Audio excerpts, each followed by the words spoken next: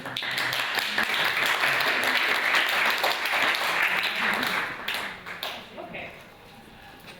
So I want you to imagine that you are an early human being, thousands of years ago, and you're walking through this field, searching for some dinner.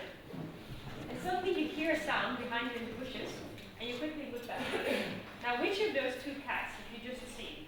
It's very important to make a fast decision. Oh, this is better. Okay. So which of those two cats have you just seen? Now, it's very important that you make a quick decision and that you decide whether you have to run for your life or that you can stay and relax a bit.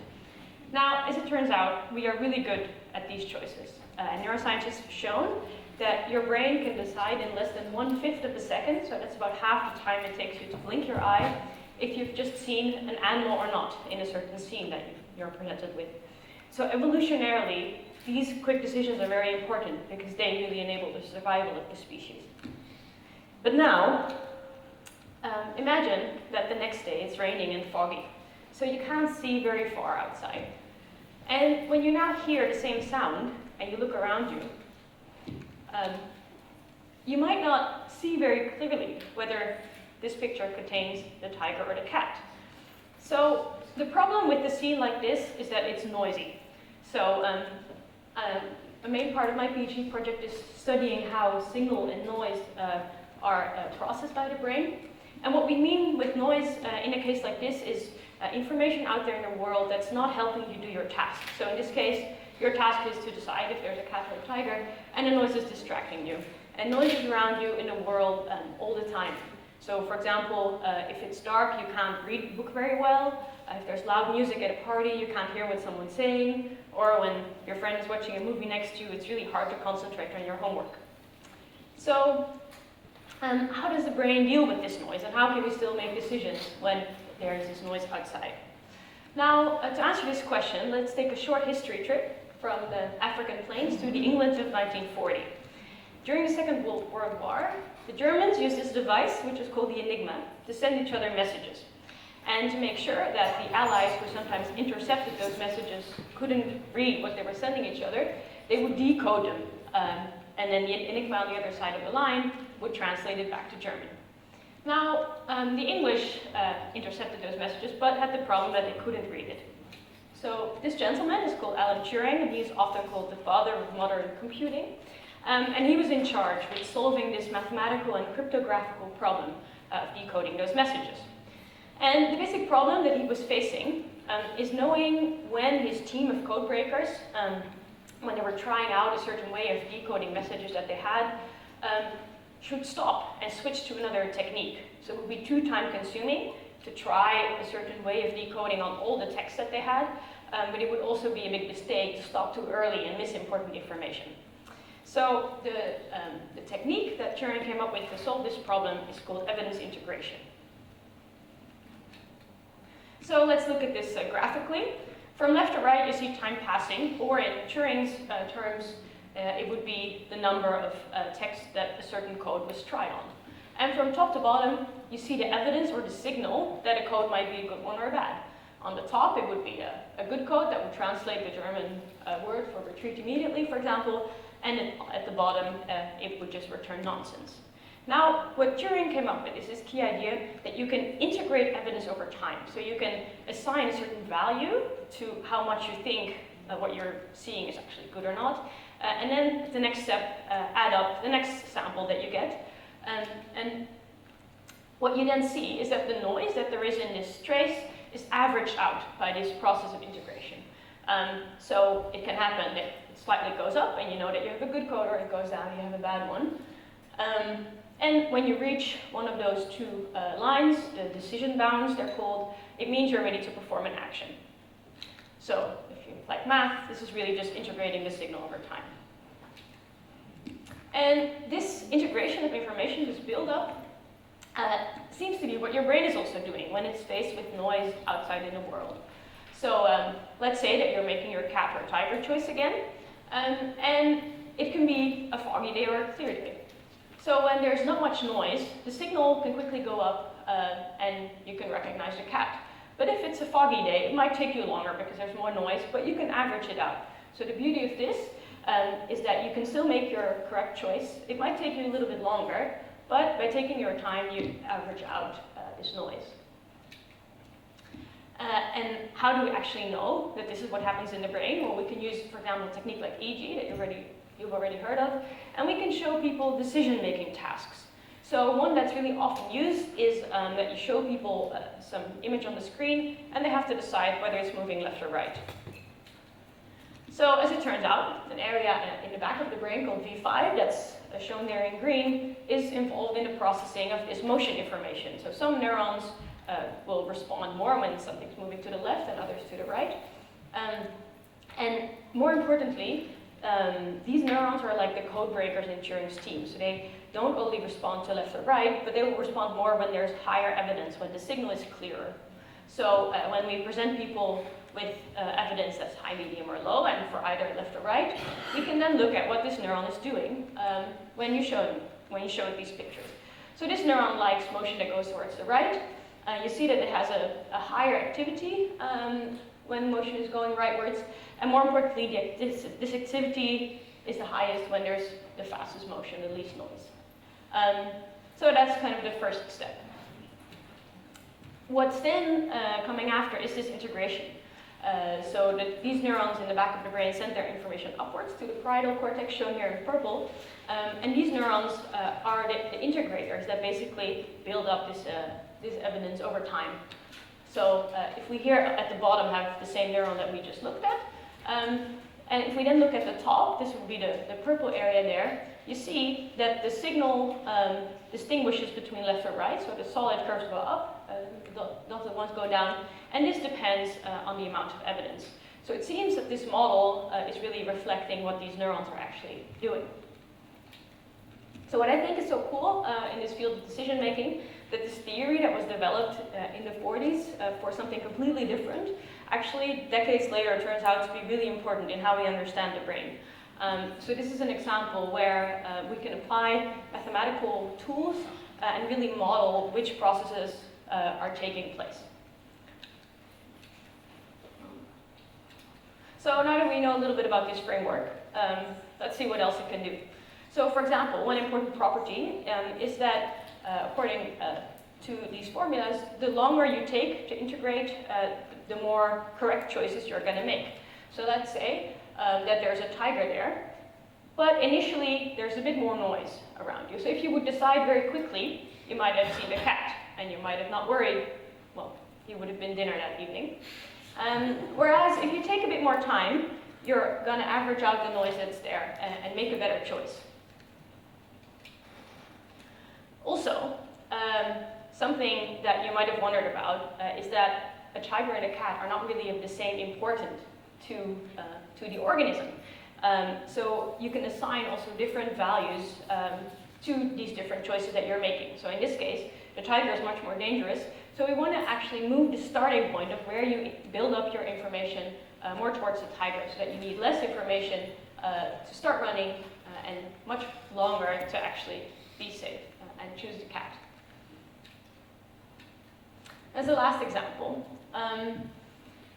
something that's a very well-known phenomenon in psychology is that you can actually change how much information you want to integrate before you make your choice.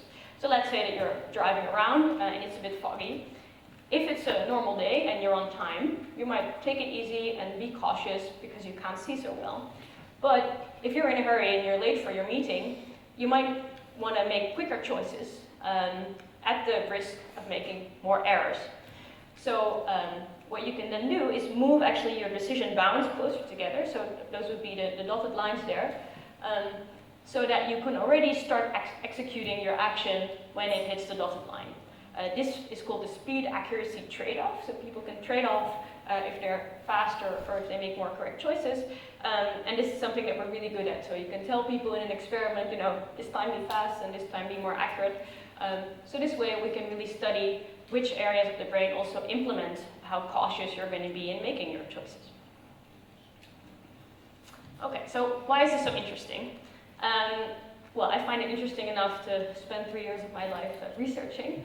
And I think one of, as I already said, one of the cool things is that we can really understand with this model what the brain is actually doing instead of just measuring it. But this way we can also model it and make new predictions. Moreover, we don't only make decisions about what you've just seen, but also decisions that are based on preference, for example. And as it turns out, economic decisions, such as what you want to eat for lunch, are also based on a similar process of integrating evidence. So you also kind of build up before you make your choice. And there's a lot of research to be done, but there's also some indications that more long-term decisions, for example, what job you want to do or which house you want to buy, are based on these mechanisms. And one thing that's also the subject of a lot of research is whether we can extend this to multiple choices. So instead of just having a binary choice, which is really often used and also something that is being applied, for example, in the brain-machine interface that Nuno talked about, is that we're starting to understand a bit more how we actually make choices between multiple options, which is much more realistic. Okay, so what I want you to take home today, I think it's very good to realize that these theories about how the brain works can inform us a bit about how we can improve decisions in our everyday lives. So when there is noise around you, when you know you're facing a difficult decision, it's actually a good thing to take a little bit more time, because you will average out the noise and have a better decision. Also, when your brain is telling you to change your mind, even after you might have made a quick decision, this is actually a signal that you might have integrated a bit more evidence and that you're improving your choice. So I want to conclude this talk by a quote from a very famous economist who said, "When events change, I change my mind." What do you do? And if you're interested in this, these are two really great books about the topic, and feel free to ask me any questions. Thank you.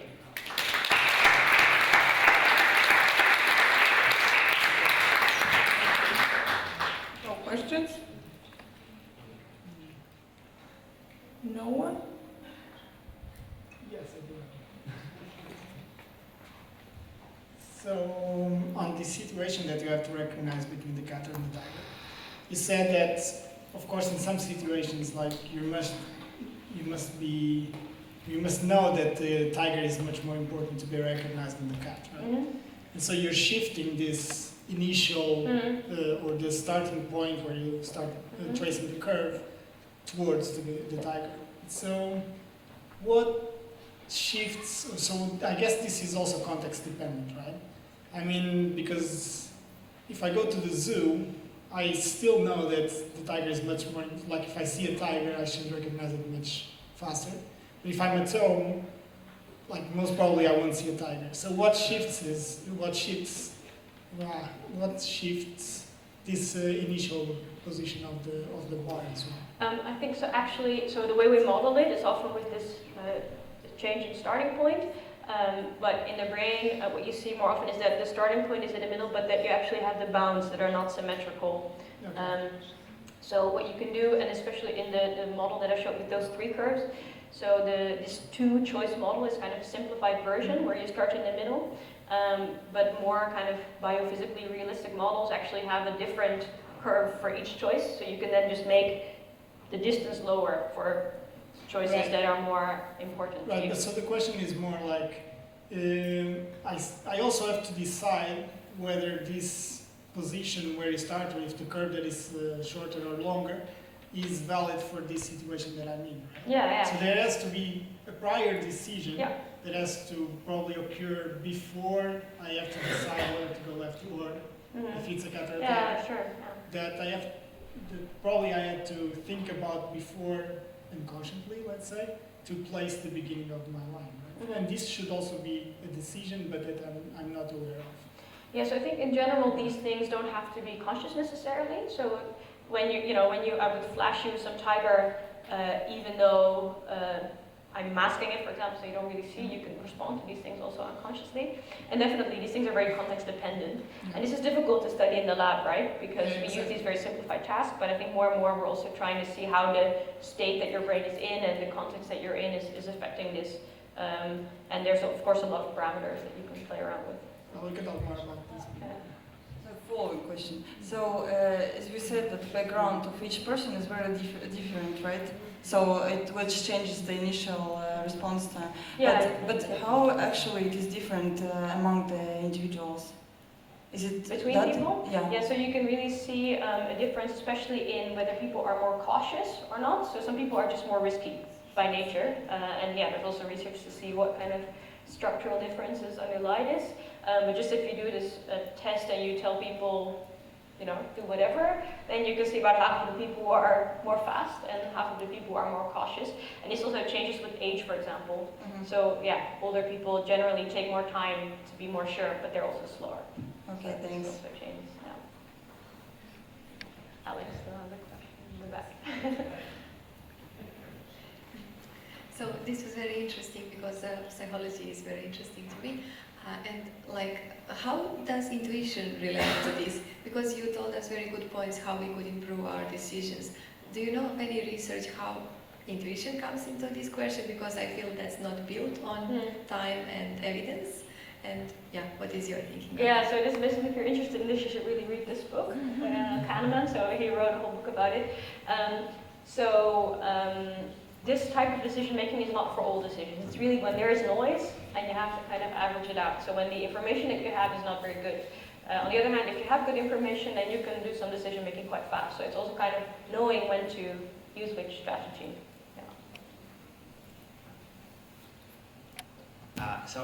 My kind of question kind of stands out a little bit outside.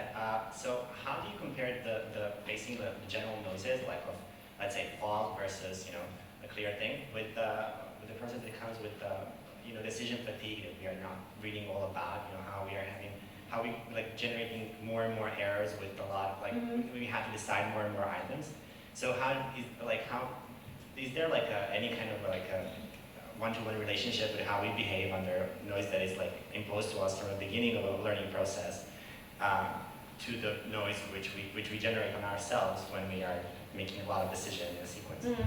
So what you usually see in learning experiments is that depending a bit on the task, on the one hand people get better, so it's actually part of my PhD, I see how you can improve these decisions by training, but people also get more tired obviously, and the way to typically solve this in the lab is just to have them come back the next day again, so that they don't get super tired, because of course some of the noise comes from the outside world, but the brain also has noise when you get tired, so you want to also, you know, you can also integrate the noise that's internal to your brain. That's because you're tired or, that's not coming from the world, but that comes from you.